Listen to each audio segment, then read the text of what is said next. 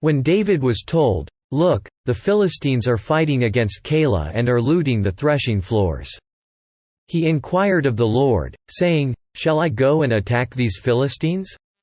The Lord answered him, "Go, attack the Philistines and save Keilah." But David's men said to him, "Here in Judah we are afraid. How much more, then, if we go to Keilah against the Philistine forces?"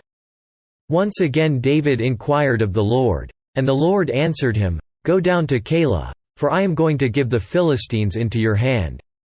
So David and his men went to Keilah, fought the Philistines and carried off their livestock. He inflicted heavy losses on the Philistines and saved the people of Keilah. Now Abiathar son of Ahimelech had brought the ephod down with him when he fled to David at Keilah. Saul was told that David had gone to Keilah. And he said, "God has handed him over to me, for David has imprisoned himself by entering a town with gates and bars." And Saul called up all his forces for battle, to go down to Keilah to besiege David and his men. When David learned that Saul was plotting against him, he said to Abiathar the priest, "Bring the ephod." David said, "O Lord, God of Israel, your servant has heard definitely that Saul plans to come to Keilah and destroy the town on account of me.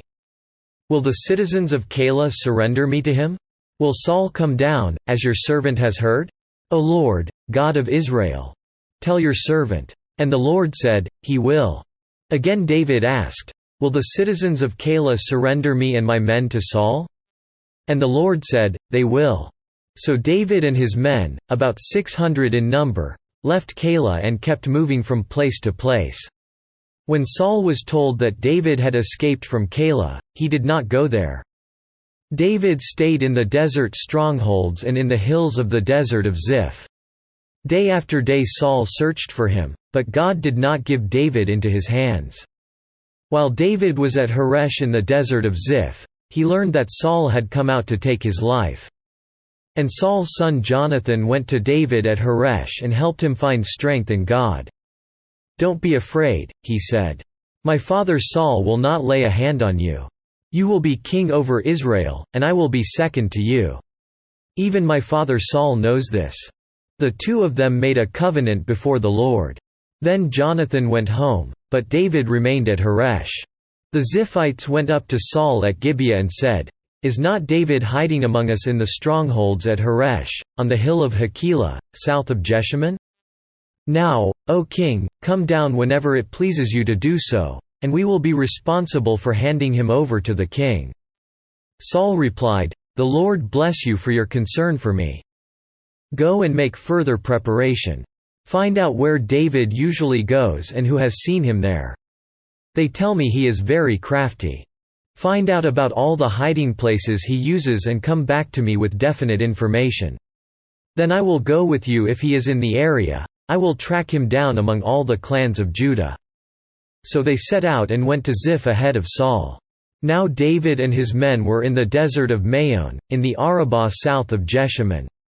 Saul and his men began the search, and when David was told about it, he went down to the rock and stayed in the desert of Maon. When Saul heard this, he went into the desert of Maon in pursuit of David. Saul was going along one side of the mountain, and David and his men were on the other side, hurrying to get away from Saul. As Saul and his forces were closing in on David and his men to capture them, a messenger came to Saul, saying, "Come quickly. The Philistines are raiding the land." Then Saul broke off his pursuit of David and went to meet the Philistines. That is why they call this place Selah Hameleketh. And David went up from there and lived in the strongholds of En-Gedi.